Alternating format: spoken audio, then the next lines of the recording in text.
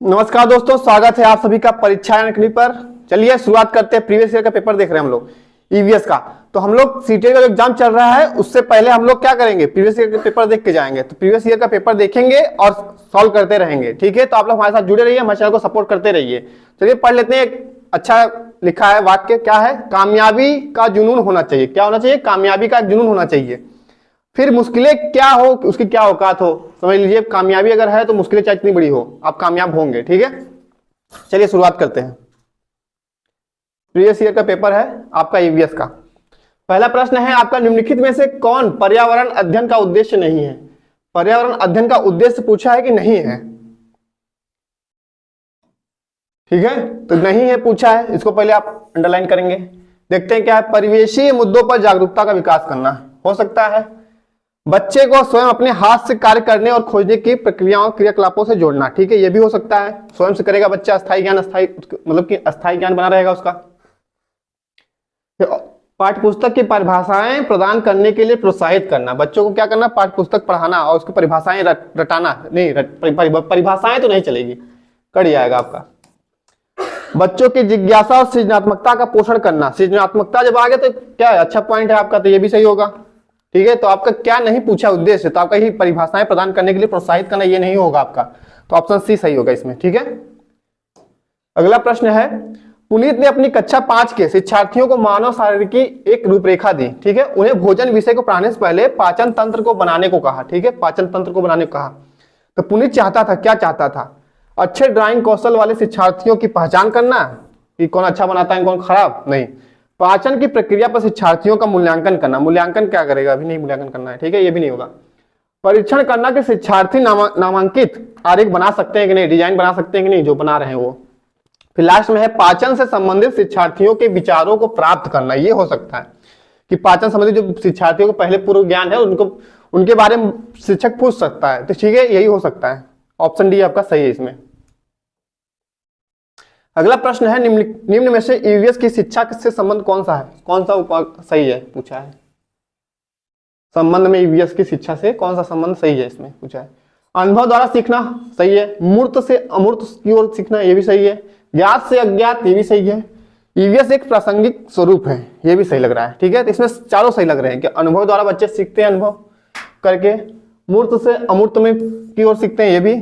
और ज्ञात से अज्ञात में भी सीखते हैं, और ईवीएस के एक प्रासंगिक स्वरूप भी है, ठीक है। तो आपका एबीसीडी सब सही लग रहा है, आपका ऑप्शन ए में ही है, एबीसीडी सब, ठीक है। अगला प्रश्न है, एनसीईआरटी की ईवीएस पाठ्य पुस्तक में जो हमारे अंतरिक्ष में सुनीता आधारित है, एक मतलब पाठ्य पुस्तक आपकी जो एनसीईआरटी बेस बनी है ईवीएस में, अंतरिक्ष में सुनीता एक पाठ है उसमें, तो उसको आधारित किया गया है किस लिए? रोजमर्रा की चुनौतियों के लिए, असल जीवन की घटनाओं के लिए, या वास्तविक लोग तथा उनके अनुभव के लिए, या वास्तविक स्थान के लिए। तो अंतरिक्ष में सुनीता, जो सुनीता विलियम्स थी, जो स्पेस में गई थी, वहां पे सफर करके आए थे, अपने अनुभव बताए थे, तो क्या था उनका एक वास्तविक, क्या था, वास्तविक वो व्यक्ति हैं और तथा उनके अनुभव थे ना उसमें जुड़े, तो अपने अनुभव बारे में बताए थे, वहां पे कितने दिन रहे थे, क्या कैसे कर रहे थे वहां पे, कौन से काम। तो ये आपके क्या ऑप्शन सी है, सही है। क्या है? वास्तविक लोग तथा उनके अनुभव, इसको शामिल करने का यही मतलब मूल अधिकार वो आधार था। अगला प्रश्न है, प्राथमिक स्तर पर ईवीएस की एकीकृत प्रवृत्ति को निम्न में से कौन अनुमोदित करता है? प्राथमिक स्तर पर ईवीएस की एकीकृत प्रवृत्ति क्या है? एकीकृत कौन अनुमोदित करता है? देखते हैं ऑप्शन क्या क्या है। विज्ञान, सामाजिक विज्ञान तथा पर्यावरण शिक्षा के अवधारणाएं मुद्दों का एकीकरण करना, हाँ ये सही है। और क्या है? बच्चा अपने पर्यावरण के एक संपूर्ण रूप में देखता है, हाँ ये भी सही है कि बच्चे क्या करते हैं, अपने वातावरण को एक संपूर्ण रूप में देखते हैं ना। फिर आगे क्या है? यह थीम पर आधारित है। तो ईवीएस के पाठ कैसे है पाठ्यक्रम, उसमें एकीकृत करने का मतलब थीम बनाई गई है ना, छठों। इसमें विज्ञान एवं सामाजिक विज्ञान के विषय तथा उपविषय शामिल है, ये नहीं है। विज्ञान और सामाजिक विज्ञान के उपविषय नहीं शामिल किए गए हैं इसमें, बस आपका क्या है, विज्ञान है, सामाजिक विज्ञान तथा पर्यावरण के एक पुस्तक बनाई गई है ईवीएस करके, बस, ठीक है। और आपका इसमें एक रूप में देखता है बच्चा, और फिर क्या है उसमें थीम आधारित है, ठीक है। ऑप्शन क्या सही है? एबीसी, एबीसी आपका बी ऑप्शन सही है। आगे देखते हैं अगला प्रश्न, पर्यावरण अध्ययन शिक्षण उपागम का अनुसरण करता है। जो पर्यावरण अध्ययन है वो किस शिक्षण उपागम का अनुसरण करेगा, ठीक है। देखते हैं, सामाजिक रचनावादी है, साहचर्यवादी है, व्यवहारवादी है और अवलोकनजन्य अधिगम है। ठीक है, तो इसमें क्या है बता सकते हैं, पर्यावरण अध्ययन शिक्षण उपागम। इसमें सामाजिक रचनावादी बच्चे क्या करते हैं, समाज में जुड़े रहते हैं, तो क्या करते हैं, एक सामाजिक रूप से बने रहेंगे तो क्या होगा, उनका विकास होगा। इसलिए आपका पहला ऑप्शन ही सही है, सामाजिक रचनावादी। अगला प्रश्न है, श्रीमती मनीषा पर्यावरण अध्ययन के शिक्षण के लिए अच्छा वातावरण बनाना चाहती हैं। ठीक है, वे योजना बनाती हैं, किस तरह की योजना, सप्ताहांत में अतिरिक्त कक्षा लेकर, इस हफ्ते लास्ट में एक अतिरिक्त कक्षा लेकर अच्छा से मतलब हम वातावरण बना देंगे, नहीं। विद्यार्थियों को लिखित सामग्री देना, लिखने के लिए कुछ देना, नहीं। उनके द्वारा दी गई सामग्री को याद करवाना, रखना, नहीं। फिर है आसपास के क्षेत्र के सर्वे का आयोजन करना, हाँ ये हो सकता है, भ्रमण जिसमें आ गया तो यही सही है आपका, कि आसपास के क्षेत्रों में घुमाने के लिए बच्चों को ले जाना, वहां के मतलब प्रत्यक्ष रूप से अवलोकन कराना किसी चीज के बारे में, तो ये आपका सही है, ऑप्शन डी आपका सही है। अगला प्रश्न है, अर्जुन अक्सर पर्यावरण अध्ययन की कक्षा में विद्यार्थियों से खेल के मैदान से लौटते हुए क्या देखा, कक्षा में विद्यार्थियों से खेल के मैदान से लौटते हुए क्या देखा, उसके विषय में रोचक प्रश्न पूछते हैं कि आप खेल के मैदान से लौट रहे हैं तो क्या देखेंगे। इस प्रकार के वे विद्यार्थियों के किस कौशल का आकलन करना चाहता है, पूछा क्या, पर्यावरण अध्ययन की कक्षा में विद्यार्थियों से खेल के मैदान से लौटते हुए क्या देखा, उसके विषय में रोचक प्रश्न पूछता है। ठीक है, किस प्रकार के विद्यार्थियों का कौशल का आकलन करना चाहता है, तो श्रवण कौशल हो सकता है, चिंतन कौशल हो सकता है, अवलोकन या संवेगात्मक। इसमें देखना है ना कि किसी चीज को देख के हम क्या करेंगे, अवलोकन करेंगे, तो आपका क्या सही है, ऑप्शन सी, ऑप्शन सी अवलोकन कौशल यही सही है। अगला प्रश्न है, पर्यावरण अध्ययन के अध्यापक श्री मेहरा जी कौन है, श्री मेहरा जी अपनी कक्षा में हमेशा भारत का मानचित्र लेकर जाते हैं, क्योंकि वो अपने कक्षा में जब जाते हैं तो मानचित्र ले जाते हैं भारत का। ठीक है, क्यों ले जाते हैं, मानचित्र अच्छी प्रकार से बने होते हैं, उन्हें विद्यार्थी पसंद करते हैं। देख लेते हैं आगे, विद्यार्थी मानचित्र देखकर आनंदित होते हैं। ठीक है, आगे देखते हैं, मानचित्र छात्रों को स्थान और दिशाओं की स्थिति को समझाने में सहायक होते हैं, ये तो सही लग रहा है। लास्ट ऑप्शन आप क्या है, छात्र कक्षा में शांत और बैठे रहते हैं। ठीक है, तो आप क्या करेंगे इसमें, ऑप्शन सी सही है, मानचित्र छात्रों को स्थान और दिशाओं की स्थिति को समझाने में सही होता है। ठीक है, सहायक होता है, ऑप्शन सी सही है। अगला प्रश्न है, श्रीमती मेहरा अपने छात्रों के परस्पर संबंध विशेषताओं गुणों का विकास करना चाहती हैं। ठीक है, संबंध विशेषताओं गुणों का विकास करना चाहती हैं। वे अपनी पर्यावरण अध्ययन की कक्षा में किस आकलन के साधन का उपयोग करेंगे, तो बताएंगे किस आकलन का प्रयोग करेंगे, लिखित प्रश्न उत्तर करेंगे, चर्चा द्वारा या सामूहिक क्रियाकलाप द्वारा या मौखिक प्रश्न उत्तर करेंगे। तो प्रश्न उत्तर क्यों करेंगे, वो ईवीएस की कक्षा में परस्पर संबंध विशेषताओं गुणों का बताना है, विकास करना है, तो क्या करेंगे, वो चर्चा करेंगे, क्या करेंगे, चर्चा करेंगे, और क्या करेंगे, सामूहिक क्रियाकलाप कुछ कराएंगे। ठीक है, ये लिखित प्रश्न नहीं कराएंगे और मौखिक प्रश्न भी नहीं कराएंगे। ऑप्शन आपका बी सी सही है, बी सी पहले में ही है, ऑप्शन बी सी सही है। अगला प्रश्न है, छात्रों में शिक्षण योग्यता सुधारने के लिए, छात्रों में शिक्षण योग्यता सुधारने के लिए अनुभवजन्य शिक्षण महत्वपूर्ण है। कौन सा अनुभवजन्य शिक्षण है, इनमें से कौन सी उपलब्धि अनुभवजन्य शिक्षण से प्राप्त की जा सकती है। ठीक है, बताना है कौन सी उपलब्धि है जो अनुभवजन्य शिक्षण से प्राप्त हो सकती है। ठीक है, ऑप्शन क्या है, ज्ञानेंद्रियों अनुभव से करेंगे या ठोस अनुभव से करेंगे, ज्ञान वृद्धि व ग्रेड अंकों में वृद्धि करेंगे, या फिर कौशल प्रक्रिया में सुधार करेंगे। ठीक है, तो अनुभवजन्य जो शिक्षण होता है इससे क्या होगा, आपकी क्या होगा, ज्ञानेंद्रियों अनुभव होगी, ठोस अनुभव होगा, और क्या होगा, कौशल प्रक्रिया में सुधार होगा। लेकिन आपका ज्ञान वृद्धि ग्रेड अंक ये सब वृद्धि करना ये सब नहीं होता है, ये आपके अनुभवजन्य शिक्षण में नहीं आएगा। आपका कौन सही है, ऑप्शन ए, बी और डी सही है। ठीक है, ए, बी और डी, ए, बी और डी आपका पहले में ही है। अगला प्रश्न है, एक पर्यावरण अध्यापक अपने विद्यार्थियों को एक पर्यावरण संरक्षक कैसे बना सकता है, पर्यावरण संरक्षक बनाना चाहता है। ठीक है, तो कैसे बनाएगा, उन्हें वस्तुओं के पुनः उपयोग पुनः चक्रण में लाने को कहना, रिसाइकलिंग जिसे कहते हैं, कि आप किसी वस्तु को पुनः उपयोग में ला सकते हैं, ऐसे करें तो आप पर्यावरण संरक्षक बन जाएंगे, नहीं।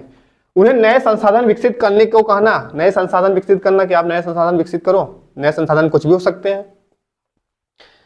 उन्हें अपने इलाके के एक पेड़ पौधों को देखभाल करता बनाना, ये सही होगा कि वो अपने इलाके में क्या करेंगे, किसी पेड़ पौधे को अपने लिए मतलब क्या करेंगे, उसको एक करेंगे, हम इसकी देखभाल करेंगे। ठीक है, तो क्या होगा, वो पर्यावरण संरक्षक के रूप में रहेंगे। तो ऑप्शन सी सही लग रहा है।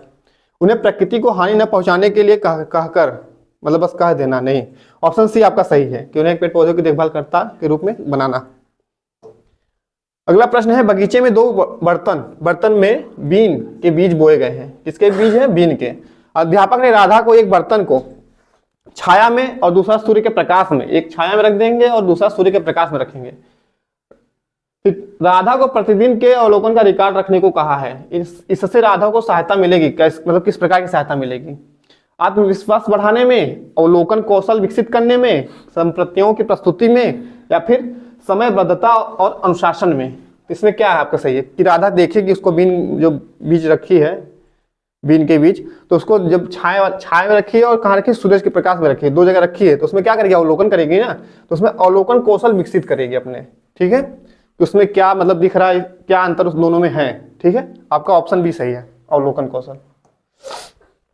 अगला प्रश्न है, पर्यावरण अध्ययन की शिक्षिका निम्नलिखित में से कौन से क्रियाकलाप का अपने विद्यार्थियों में प्रक्रिया कौशल विकसित करने के लिए उपयोग कर सकती है? ठीक है, मतलब कौन सी क्रियाकलाप कराएगी शिक्षिका कि प्रक्रिया कौशल जो होती है वो विकसित होगी विद्यार्थियों में?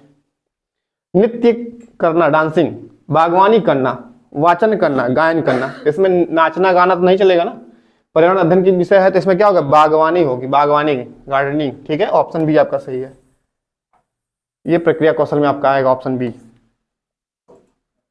अगला प्रश्न है, विद्यार्थियों को पर्यावरण समस्याओं तथा उनके समाधान संबंधित मॉडल बनाने में, समस्याओं तथा समाधान संबंधित मॉडल बनाने में और राष्ट्रीय प्रदर्शनी में भाग लेने के लिए कहा जाता है। ठीक है, यह विद्यार्थियों को संलग्न रखने का अच्छा तरीका है, क्योंकि अगर वो मॉडल बनाएंगे फिर एक प्रदर्शनी में जाएंगे तो क्या होगा?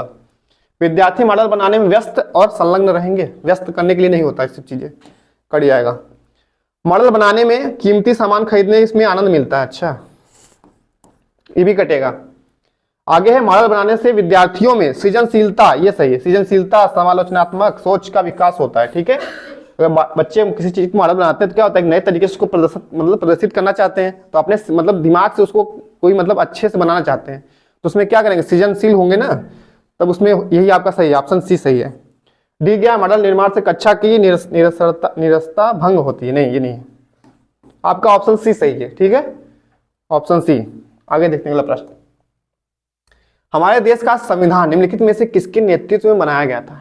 अब प्रश्न आपके एनसीईआरटी बेस पे शुरू हो रहे हैं। ठीक है, पेड़ाबाजी खत्म हुई, देखेंगे हमारे देश का जो संविधान बना है वो किसके नेतृत्व में बना है। तो ऑप्शन देख लेते हैं क्या क्या है। डॉक्टर भीमराव बाबा साहेब आम्बेडकर जी, ठीक है, सर्वपल्ली राधाकृष्णन, मोहनदास करमचंद गांधी, फिर सरदार वल्लभ भाई पटेल। तो हम जानते हैं कौन नेतृत्व में थे? डॉक्टर भीमराव बाबा साहब अम्बेडकर जी, इन्हीं के मतलब पारुल समिति के अध्यक्ष थे, इन्हीं के द्वारा संविधान का निर्माण हुआ है। ठीक है, ऑप्शन आपका क्या सही होगा? पहला ही, ऑप्शन ए। अगला प्रश्न देखते हैं, नीचे दिए गए कौन से एक राज्य में तोरांग का अर्थ जंगल है? तोरांग का अर्थ जंगल है, ठीक है, पूछा है। तो देखते हैं, मिजोरम, झारखंड, असम, उड़ीसा। तो मतलब कहाँ पे मतलब जंगल जो है कहा जाता है तोरांग? तो इसमें हम देखेंगे जो झारखंड है, झारखंड के जो वहाँ के निवासी होते हैं वो क्या कहते हैं? मतलब जंगल को ही तोरांग कहते हैं। क्या कहते हैं? तोरांग। ठीक है, ऑप्शन आपका क्या सही होगा? ऑप्शन बी सही है। हमारे सौरमंडल में कौन सा ग्रह पृथ्वी से छोटा है? ठीक है, प्रश्न ये आपका मतलब पूछा था प्रीवियस ईयर में आपके ऑनलाइन में कि हमारे सौरमंडल में कौन सा ग्रह पृथ्वी से छोटा है। तो ऑप्शन यही दिया था, मंगल, बुध, बृहस्पति, शनि। तो इसमें दो आंसर आपको मिलेंगे, पृथ्वी से छोटा तो मंगल भी है और बुध भी है और बृहस्पति शनि बड़े हैं। ठीक है, तो इसमें आपके दो आंसर होंगे, पृथ्वी से छोटा दो, मतलब कि दो ग्रह हैं सौरमंडल में। आपके सबसे छोटा बुध है, फिर उसके बाद शुक्र है, फिर आपके जाएंगे पृथ्वी आएगी तीसरे नंबर पे, चौथे नंबर मंगल आता है। लेकिन वो मतलब कि दूरी के हिसाब से, लेकिन आकार में आप देखेंगे तो पृथ्वी से मंगल भी छोटा है, इसलिए आपका ये भी सही है, मंगल बुध दोनों पृथ्वी से छोटा है, ऑप्शन ए बी दोनों।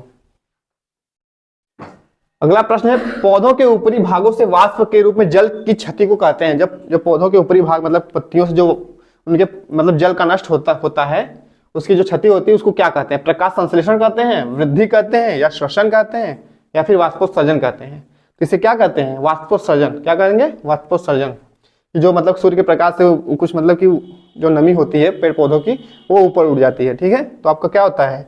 वाष्पोत्सर्जन होता है, ऑप्शन डी सही है। ठीक है, प्रकाश संश्लेषण, पौधे तो अपना भोजन बनाते हैं।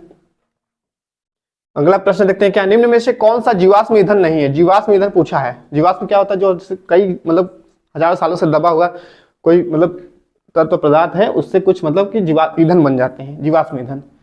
ठीक है। तो कोयला है, लकड़ी है, पेट्रोलियम है, प्राकृतिक गैस है। तो लकड़ी क्या है, लकड़ी तो हमको मिल जाती है ऊपर ही, जबकि कोयला क्या है, कोयला एक जीवाश्म ईंधन है, पेट्रोलियम भी है, प्राकृतिक गैस भी है, ये सब क्या है, जीवाश्म से बने हैं ना, तो आपके जीवाश्म ईंधन है। और जीवाश्म ईंधन नहीं पूछा है, कौन सा नहीं है, तो आपका लकड़ी, यही आपका जीवाश्म ईंधन नहीं है। ठीक है, ऑप्शन बी सही है। निम्न में से कौन सा ऊर्जा का परंपरागत स्रोत है। परंपरागत ऊर्जा के स्रोत दो होते हैं, गैर परंपरागत और परंपरागत। इसमें परंपरागत मतलब क्या होता है, जिसका मतलब कि प्रोसेस बनने में कई मतलब कि हजारों साल लगते हैं। ठीक है, जिसे हम परंपरागत स्रोत कहते हैं। और इसमें आपका कौन सा आएगा, सौर ऊर्जा आएगा, ज्वार भाटा ऊर्जा आएगा, या भूगर्भीय ऊर्जा आएगा, या जीवाश्म ईंधन उसमें ऊर्जा आएगा। तो इसमें आपका जो परंपरागत में आएगा जीवाश्म आएगा, जीवाश्म ईंधन ही आएगा। ठीक है, आपका फॉसिल फ्यूल जो होता है यही, क्योंकि ये परंपरागत रूप से है, ये मतलब एक बार नष्ट हो जाते हैं फिर दोबारा मतलब जल्दी नहीं बनते। ठीक है, परंपरागत। जो गैर परंपरागत होते हैं वो आपके जैसे कि मिलते रहते हैं, वो जैसे कि आपके सौर ऊर्जा हो गए, ज्वार भाटा हो गए, भूगर्भीय हो गए, ठीक है, पवन ऊर्जा हो गए, ये सब आपके कौन कैसे हैं, गैर परंपरागत हैं, गैर परंपरागत।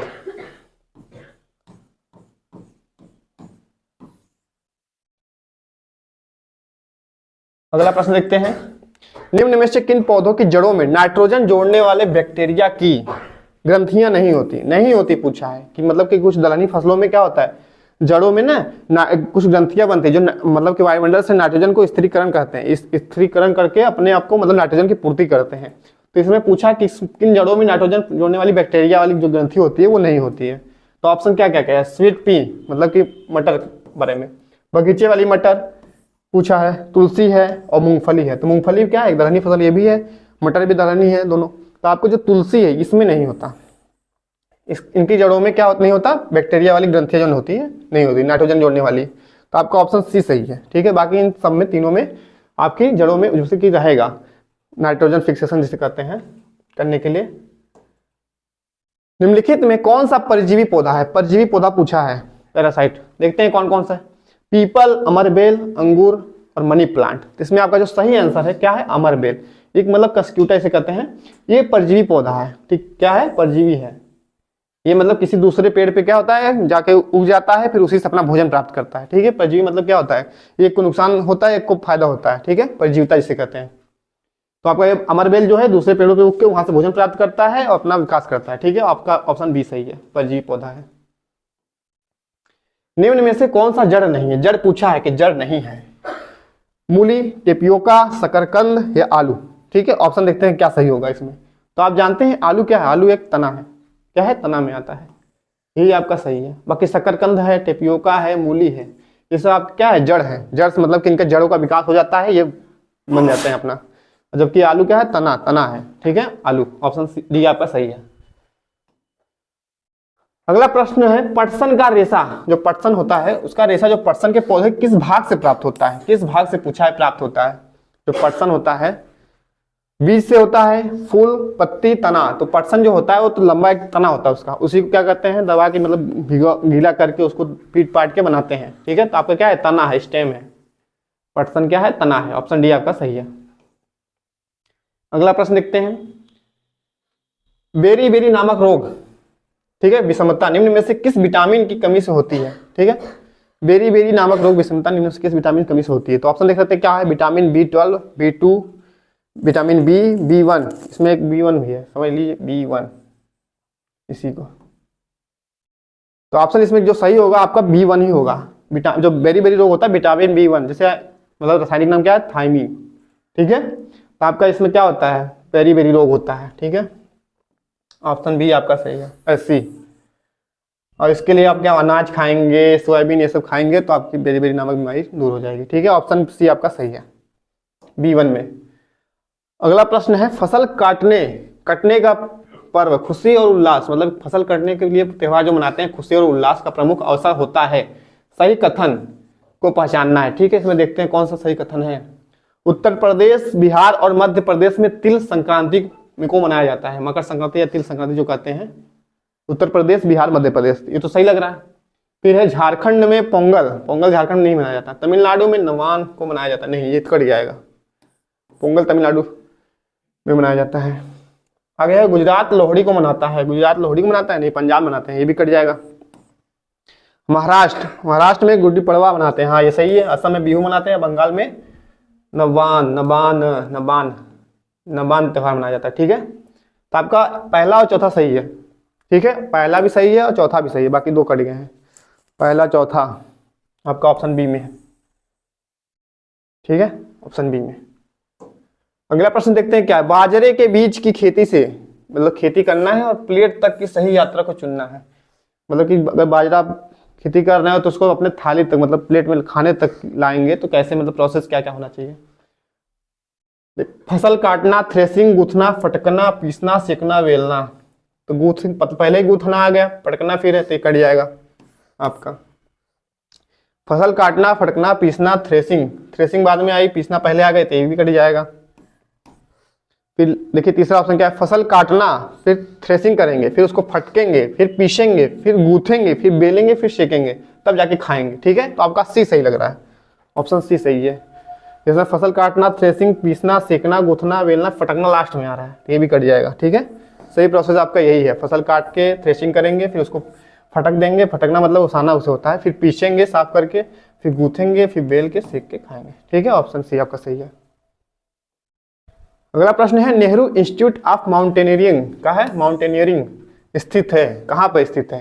क्योंकि यहाँ पे बछेंद्री पाल पर्वतारोही थी, यहीं से अपनी ट्रेनिंग पूरी की थी। ठीक है, तो कहाँ स्थित है, आपके उत्तराखंड के उत्तरकाशी में स्थित है। कहाँ पे, उत्तरकाशी में। आपका ऑप्शन ए सही है। ठीक है, ऑप्शन ए। लास्ट प्रश्न देखते हैं क्या है। लाल आंकड़ों की पुस्तक दर्ज करती है, रेड डाटा बुक, इंग्लिश में इसे रेड डाटा बुक कहते हैं। लाल आंकड़ों की पुस्तक दर्ज करती है, क्या दर्ज करती है। लाल फूलों वाले पौधों को, धरती पर उपलब्ध सभी पौधे और जानवरों को, या धरती पर उपलब्ध सभी जानवरों को, या फिर लुप्त प्राय पौधे और जानवरों को। ठीक है, तो रेड डाटा बुक क्या जारी करता है, यही कि जो मतलब कि जीव जंतु पेड़ पौधे विलुप्त हो रहे हैं अपने, मतलब कि यहाँ पे अपने विश्व में, तो उनके लिए एक मतलब संकेत देता है कि ये विलुप्त होने के कगार पे है, इसको रेड मतलब डाटा बुक में रख दी जाए। तो आपका क्या, जो आपका डी ऑप्शन है यही सही है, ऑप्शन डी, लुप्त प्राय पौधे और जानवरों के लिए। ठीक है, ऑप्शन डी सही है। ठीक है, आज हमारा प्रीवियस ईयर का पेपर यही खत्म हुआ है।